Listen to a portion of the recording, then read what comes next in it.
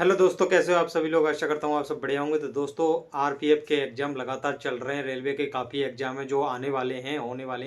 ALP का exam अभी ख़त्म हुआ है और सभी लगातार अपनी अपनी पढ़ाई बहुत अच्छे से कर रहे हैं और लगातार टीचर भी अपनी जो भी हो सकता है उनसे, और वो भी अपनी पढ़ाई लगातार स्टूडेंटों को करा रहे हैं।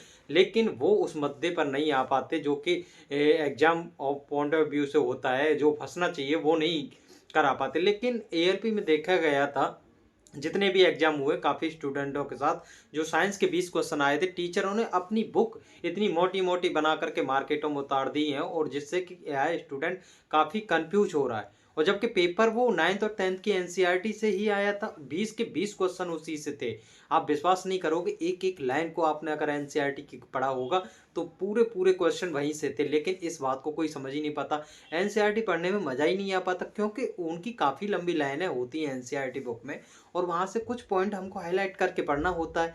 लेकिन इस बात को नहीं समझ रहे थे। सिलेबस हम कभी देखते नहीं है, डायरेक्ट हम बेच लेते हैं। और टीचर भी जितने भी हैं भाई, जो आजकल देखा होगा टीचर पर लाखों की संख्या में बड़े बड़े चैनलों पर स्टूडेंट पढ़ते हैं, लेकिन सिलेक्शन उनमें से कुछ ही लोगों का हो पाता है। लेकिन वो क्या करते हैं भाई, वहाँ से कुछ चीज़ों को समझते हैं। जो एनसीईआरटी पढ़ने में आपको मज़ा नहीं आ रहा, जो चीज़ें नहीं समझ पा रहे, वहाँ से पढ़िए टीचरों से, और उसको वहाँ पर फॉलो करिए। एनसीईआरटी पढ़ने में ज़्यादातर आप एनसीईआरटी पे फोकस करोगे। आने वाले आरआरबी जो टेक्नीशियन का पेपर है, आरआरबी जेई का पेपर है, इसमें साइंस आने वाली है। काफ़ी रोल है साइंस का, टेक्नीशियन में 40 नंबर का, जेई में 30 नंबर का। तो ये बहुत ही पार्ट प्ले करेगा साइंस। जिसकी साइंस अच्छी, मैथ रीजनिंग में तो देखो ज़्यादातर जो जितनी वैकेंसी है उतने स्टूडेंट आराम से कर ही लेंगे स्कोर। जो साइंस में अच्छा वेटेज लाएगा वो क्वालिफाई करके आगे निकल जाएगा। लेकिन आरपीएफ एसआई में जो भी गलती, जब ये एग्जाम चल रहे हैं उसमें मैं बताऊं, देखो मैंने जो थंबनेल लगाया है, जीके में 50 में से 40 क्वेश्चन, और मैथ में 35 में से 32, और रीजनिंग में भी 35 में से 32 क्वेश्चन आपको करने होंगे। इतना स्कोर आपको करना होगा आरपीएफ एसआई में, तभी सेलेक्ट हो पाओगे। अगर आप यहाँ से भी निराशा हाथ लगती है तो आप आरपीएफ कांस्टेबल में ऐसी गलती ना करें। आप लगातार आज से ही अपनी एक बुक को उठा लीजिए, स्पीडी की जो बुक है उससे करंट अफेयर लगातार पढ़ते रहिए, जो कि काफ़ी वेटेज है। 50 में से कम 15-15 क्वेश्चन उसके दिए जा रहे हैं। क्योंकि आजकल देखा गया है कि जितने भी एग्जाम हो रहे हैं, और उस सब में जीएस काफ़ी टाइम से स्टूडेंट पढ़ रहे हैं, तो उसको अच्छे से अटेम्प्ट कर लेते हैं। तो इसको कट ऑफ को थोड़ा डाउन रखने के लिए जो पेपर बनाए जा रहे हैं उसमें करंट अफेयर का बहुत ज़्यादा रोल है। तो आज से ही आप करंट अफेयर लगातार पढ़ते रहें। और देखो, किसी भी टीचर से जीएस ना पढ़ें, आपको कभी भी इस माइंड में नहीं घुसेगी, और आप कितना भी कोशिश कर लें एग्जाम में जाते जाते आप सब कुछ भूल ही जाओगे।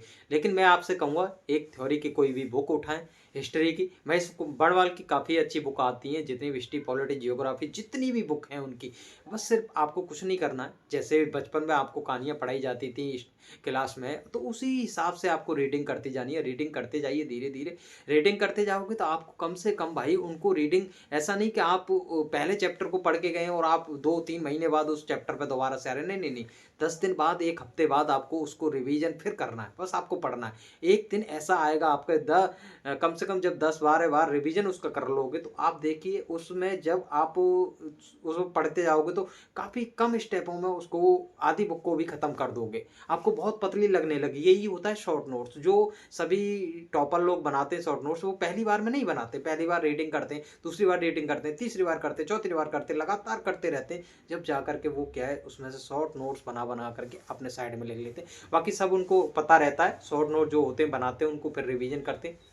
जो थ्योरी उन्होंने पढ़ी थी वो सब रहती है। तो मैं आपको यही कहना चाह रहा हूँ, जो गलती आपके साथ ये हो गई है एएलपी में के करिए, टेक्नीशियन के स्टूडेंट है जितने भी उसके आरआरबी जेई में पेपर देने वाले हैं, तो भाई एनसीईआरटी 9th और 10th की बहुत पतली बुक है। मात्र आप 4 दिन में उसका रिवीजन कर लोगे, और फिर दोबारा भी आप 4-4 दिन में बाद रिवीजन करते रहोगे, तो आपको पूरे के पूरे क्वेश्चन साइंस के वहीं से मिलेंगे। जीएस का एक ही रोल है, आप स्टैटिक जीके पे ज़्यादा फोकस करें, करंट अफेयर पे करें। हिस्ट्री और पॉलिटी पे ज़्यादा फोकस करें, क्योंकि पॉलिटी में देखा गया काफ़ी क्वेश्चन आरपीएफ एसआई में आए, तो कांस्टेबल के एग्जाम में भी सेम पैटर्न देखने को मिलेगा। टीसीएस का ये रिकॉर्ड रहा है कि लगातार उसने जो भी पेपर बनाए वो हमेशा ही सेम पैटर्न पे बनाए हैं।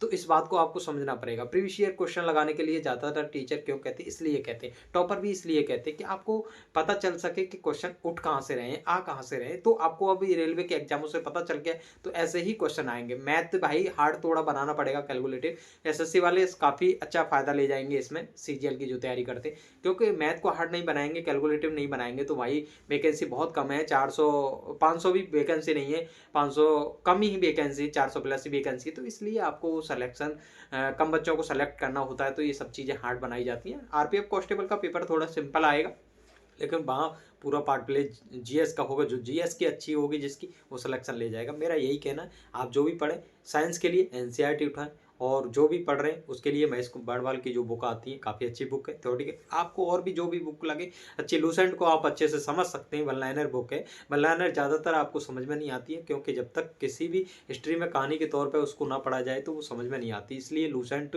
मैं ज़्यादा रिकमेंड नहीं करता किसी भी स्टूडेंट को, क्योंकि वो मैं भी तैयारी कर रहा हूँ। मैंने अपनी जीएस को इसलिए ऐसे ही सुधारा है काफ़ी। मैं 2 साल तो इतना परेशान रहा, जीएस समझ में ही नहीं आती थी, लेकिन धीरे धीरे मैंने देखा जब तक आप थ्योरी वाली बुक को नहीं पढ़ोगे, जब तक आपको कभी जीएस समझ में नहीं आ सकती। ये दिमाग से निकाल दीजिए।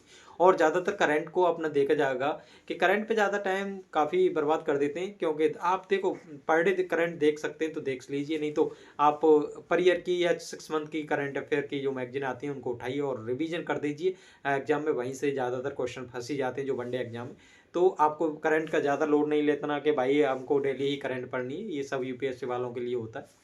लेकिन आपको जीएस सुधारना है तो आरपीएफ कांस्टेबल में ऐसी गलती ना करें जो यूपी पुलिस में और आरपीएफ एसआई में और काफ़ी रेलवे के एग्जामों में जो हुए हैं अभी एलपी का, उसमें निराशा हाथ लग रही है। तो कांस्टेबल को काफ़ी टाइम है अभी, उसमें आप ऐसा गलती ना करें जो कि आप इस गलती को अब कर चुके हैं।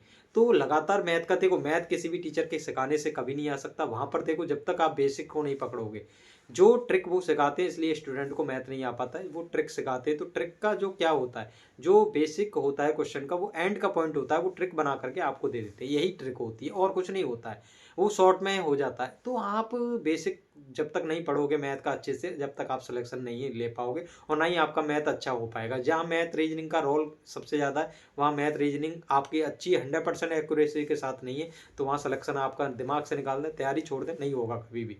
अगर रीजनिंग और मैथ आप 100% सही कर रहे हो तो आपका सिलेक्शन पक्का है, कोई भी किसी भी एग्जाम में नहीं रोक सकता आपको। जी के सभी इतना ही करते हैं, जो भी आप करके आओगे उसमें थोड़ा बहुत ही 1-2 क्वेश्चन का इधर उधर अंतर रहता है, ज़्यादा अंतर नहीं रहता।